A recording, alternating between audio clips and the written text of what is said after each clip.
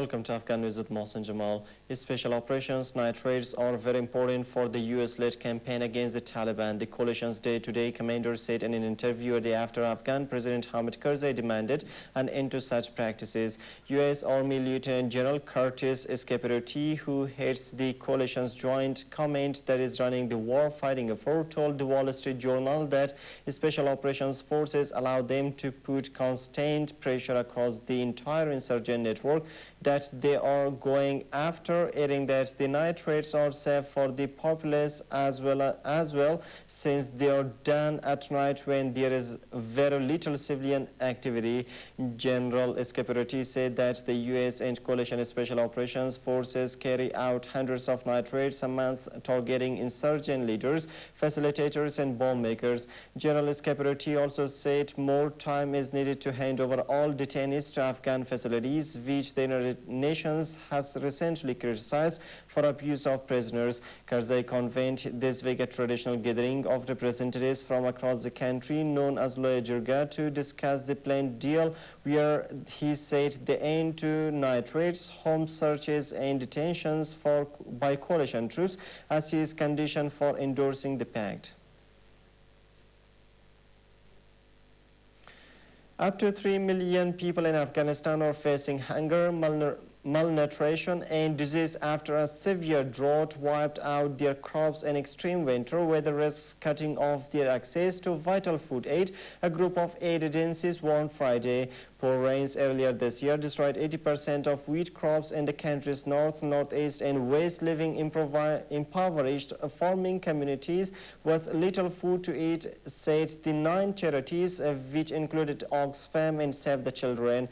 With food prices almost doubling since last year, families are being forced to skip meals, borrow money or migrate, while access to life-saving aid is now in jeopardy as heavy snowfall well within weeks block roads and risk avalanches. Despite 14 of Afghanistan's 34 provinces being hit by the drought, an October emergency appeal by the United Nations for $142 million has only so far been 7% funded by international donors. Aid workers warn that if the international community does not respond and aid supplies are not stockpiled in affected areas, in the coming weeks, children are at risk of dying. Afghanistan's former interim minister on Thursday said efforts to bring the Taliban to the negotiating table had failed and warned that those who have renounced violence were not the main threat. Talking to an audience at the Center for Strategic and International Studies think tank in Washington, D.C., alluding to whether peace talks had produced results, Muhammad Hanif Atmar said that of around 30,000 insurgents, only 8% have reconciled so far and 99% of them are not from the southern part of Afghanistan. Atmar, interim minister between 2008 and 2010, and who personally held talks with the Taliban leaders during the time, said their strategy would continue to fail unless Pakistan reversed its policy of giving sanctuary to insurgents. He also said that many leaders of the Afghan Taliban had placed their families in Pakistan because they believed they were safer there. The United States has increasingly been looking for a negotiated end to the Afghan conflict, given that insurgency remains virulent more than 10 years after the September 11 attacks prompted American forces to invade the country. 4 Afghan children were killed on Friday when a bomb exploded as they played near their home in the country's tribal east, which borders Pakistan, officials said. The blast in Nangarhar province is the latest reminder of the high death toll suffered by civilians in the current war since the 2001 US-led invasion ousted the Taliban from power. Ahmadzi Abdulzai, spokesman for the governor of Nangarhar, said that 4 children were killed and 6 others wounded slightly as a result of roadside bomb explosion, which took place around 9:30 a.m. local time in the Behsud district, but the Interior Ministry said the explosion was caused by a mortar apparently left over from Afghanistan's decades of war. The Taliban insurgents use landmines to target Afghan and foreign forces, but civilians are often the victims. Afghan and NATO-led International Security Assistance Force captured several anti-government militants in the southern Helmand province on Thursday. A press release of the alliance said on Friday. The press release said that the multiple suspected insurgents were detained in Nawai Barakzai district after conducting the operation when the insurgent leaders were meeting at a compound in the area. The press release did not give more details. Taliban militants have not commented on the issue yet. A day earlier, 2 British soldiers were killed on Thursday when a roadside bomb hit their armored vehicle in southern Afghanistan, the country's defense ministry in London said. The 35-nation board of the UN nuclear watchdog said Friday to censure Iran over findings that it has sought to develop atom bombs after the 6 big powers overcame divisions on how to best deal with a defined Tehran.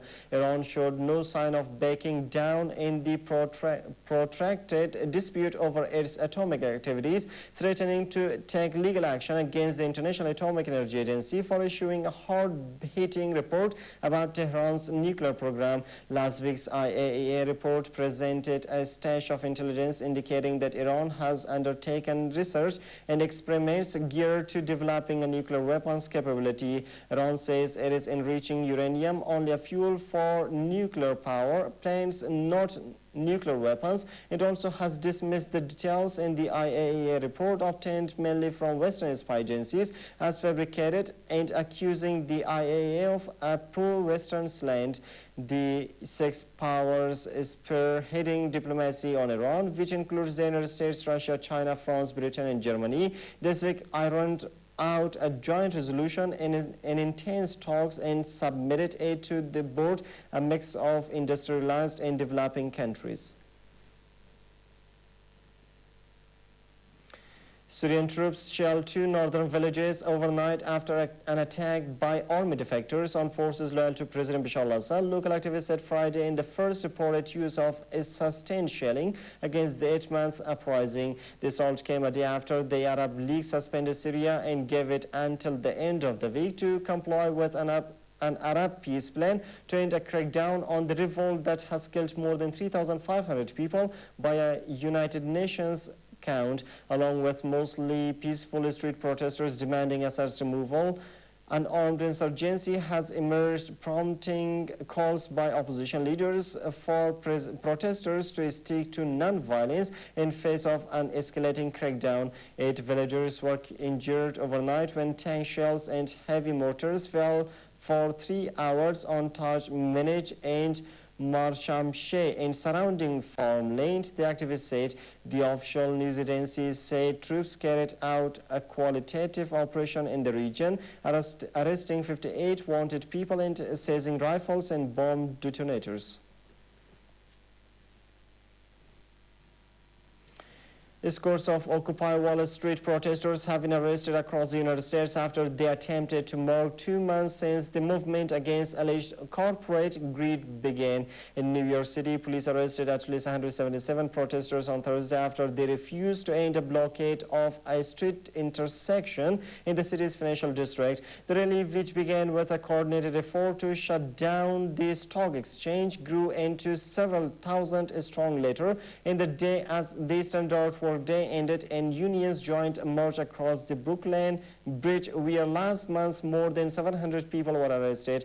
Protesters said they are upset that billions of dollars in bailouts given to banks during the recession allowed a return to huge profits, while average Americans have had no relief from high unemployment and a struggling economy. Dozens more demonstrators were held by police in Las Vegas, Nevada, and St. Louis, Missouri, while smaller protests were held in Denver, Colorado, and Washington, D.C.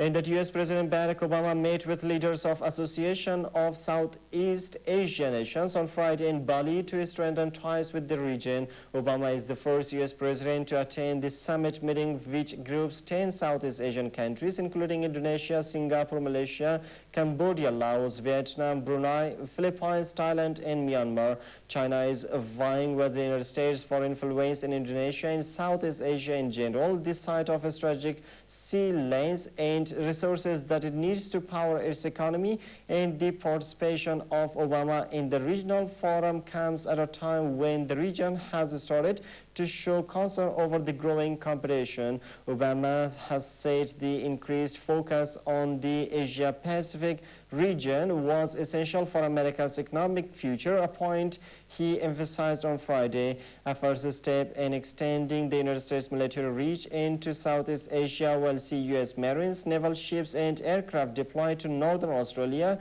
from 2012.